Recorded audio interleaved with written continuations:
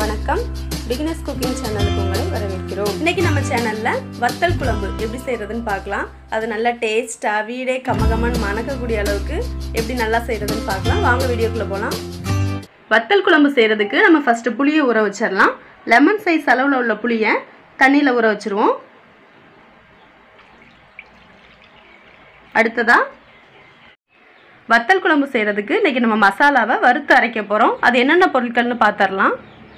தேவையான அளவு நல்லெண்ணெய், 1 டீஸ்பூன் உளுந்தம்பருப்பு, 1 டீஸ்பூன் கடலைப்பருப்பு, 1/4 டீஸ்பூன் வெந்தயம், 1/4 டீஸ்பூன் மிளகு, 1 டீஸ்பூன் சீரகம், 2 டேபிள் ஸ்பூன் மல்லி, 5 காய்ந்த மிளகாய், 10 சின்ன வெங்காயம் அதை 2ஆக வெட்டி வச்சுருக்கேன், 5 பூண்டு பற்கள் அதையும் 1-2ஆக வெட்டி வச்சுருக்கேன், ஒரு மீடியம் சைஸ் தக்காளியை சின்ன சின்னதாக வெட்டியிருக்கேன். ஸ்டவ் ஆன் பண்ணியாச்சு. பாத்திரத்தில் 2 டேபிள் ஸ்பூன் அளவுக்கு ஆயில் சேர்த்துக்குவோம். எண்ணெய் சூடானதும் 1 டீஸ்பூன் உளுந்தம்பருப்பு, 1 டீஸ்பூன் கடலைப்பருப்பு ரெண்டும் லைட்டாக கலர் மாதிரி வரட்டும்.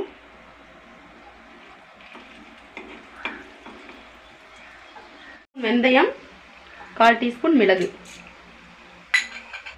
1 டீஸ்பூன் சீரகம், 2 டேபிள் ஸ்பூன் மல்லி, 5 காய்ந்த மிளகாய்.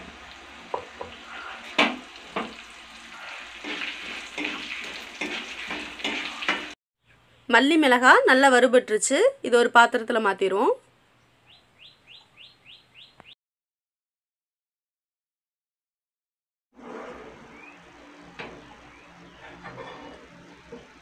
அடுத்ததா 10 சின்ன வெங்காயம்,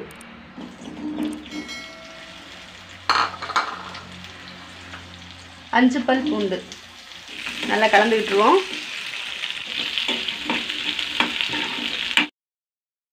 தக்காளியை உள்ள சேர்த்துட்டு நல்லா கலந்து விட்டுறலாம். வெங்காயம் தக்காளி நல்லா வதங்கி வந்திருக்கு. இந்த ஸ்டேஜில் ஸ்டவ் ஆஃப் பண்ணிடலாம். இது அப்படியே இருந்து ஆறட்டும். ஆறுனதும் இதை நம்ம அரைச்சி எடுத்துக்குவோம். ஃபஸ்ட்டு மிக்ஸி ஜாரில் மல்லி மிளகாவை உள்ளே சேர்த்து கொஞ்சம் நிறைய அரைச்சி எடுத்துக்கணும். அடுத்ததாக தக்காளி வெங்காயத்தையும் அதோடையே சேர்த்து நல்லா மையாக அரைச்சி எடுத்துக்கணும். மசாலா ரெடி பண்ணியாச்சு. அடுத்து குழம்பு ரெடி பண்ணிடலாம். ஸ்டவ் ஆன் பண்ணியாச்சு. பாத்திரத்தில் எண்ணெயை சேர்த்துருவோம். எண்ணெய் சூடானதும் 1 கப் சுண்டல் வத்தல் எடுத்துருக்கேன். இன்னைக்கு வத்தல் கரிஞ்சிடாமல் பார்த்துக்கணும். நம்ம என்ன வத்தல் வேணாலும் சேர்த்துக்கலாம். மணத்தக்காளி வத்தல், கொத்தவரங்காய் வத்தல், எந்த வத்தல் வேணாலும் சேர்த்து வத்தல் குழம்பு செய்யலாம். நல்லாயிருக்கும் டேஸ்ட்டு. வத்தலை வறுத்தாச்சு. நம்ம இன்னொரு பாத்திரத்தில் மாற்றிடலாம்.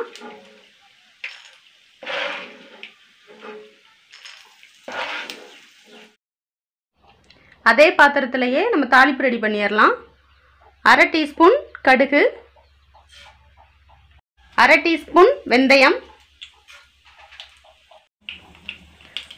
2 கொத்து கருவேப்பிலை, 10 சின்ன வெங்காயத்தை சின்ன சின்னதாக வெட்டி வச்சுருக்கேன். இதில் சேர்த்துருவோம். 5 பூண்டு பற்கள் எடுத்திருக்கேன். பூண்டு இந்த மாதிரி இடித்து சேர்த்தோன்னா குழம்பு நல்ல வாசனையாக இருக்கும். அதனால இடித்து சேர்த்துருக்கேன். கலந்து விட்டுறலாம். 1/4 டீஸ்பூன் பெருங்காயப்பொடி, 1/4 டீஸ்பூன் மஞ்சள் தூள்,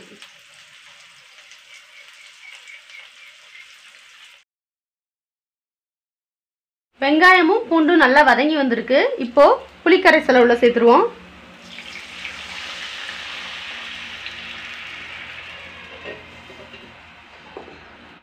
புளி அப்படியே இருந்து 5 நிமிஷம் கொதிக்கட்டும். புளி நல்லா கொதிக்குது. இப்போ அரைச்ச மசாலாவை உள்ள சேர்த்துடலாம்.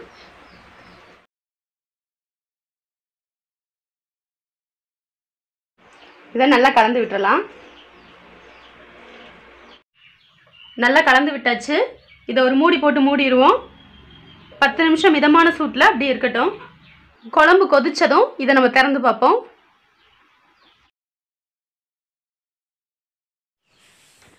பத்து நிமிஷம் போல் ஆயிருக்கு. குழம்பு நல்லா கொதிச்சு வந்துருச்சு நமக்கு. இந்த நேரத்தில் நம்ம வறுத்து வச்சதான சுண்டைக்காய் வத்தலை நம்ம குழம்போட உள்ளே சேர்த்துட்டு இது நல்லா கலந்து விட்டுறலாம்.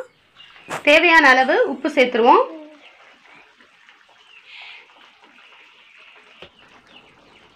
குழம்புல உள்ள புளிப்பு காரம் எல்லாம் பேலன்ஸ் பண்ணுறதுக்காண்டி ஒரு துண்டு வெல்லம் சேர்க்குறேன். உங்களுக்கு தேவைன்னா சேர்த்துக்கோங்க, தேவையில்லைன்னா விட்டுறலாம். நல்லா கலந்து விட்டுட்டு இதை மூடி போட்டு மூடிடலாம். குழம்பு நல்லா எண்ணெய் பிரிஞ்சு வரட்டும். 10 நிமிஷம் ஆயிடுச்சு. இப்போ இதை திறந்து பார்ப்போம்.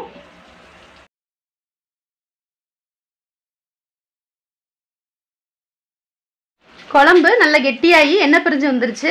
இப்போது நமக்கு ஸ்டவ் ஆஃப் பண்ணிடலாம்.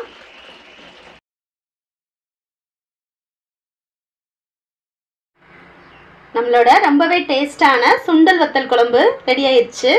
இதில் மசாலா அரைச்சி வச்சதுனாலையும் பூண்டு பற்களை நல்லா இடித்து போட்டதுனாலையும் நல்ல வாசனை நல்லா இருக்குது. வீடு ஃபுல்லும் கமகமன்னு மணக்குது.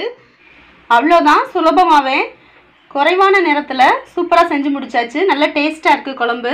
நீங்களும் இந்த குழம்பை வீட்டில் செஞ்சு பாருங்கள். இந்த வீடியோ உங்களுக்கு பிடிச்சிருந்தா லைக் பண்ணுங்கள், ஷேர் பண்ணுங்கள், கமெண்ட் பண்ணுங்கள், சப்ஸ்கிரைப் பண்ணுங்கள். தேங்க்யூ.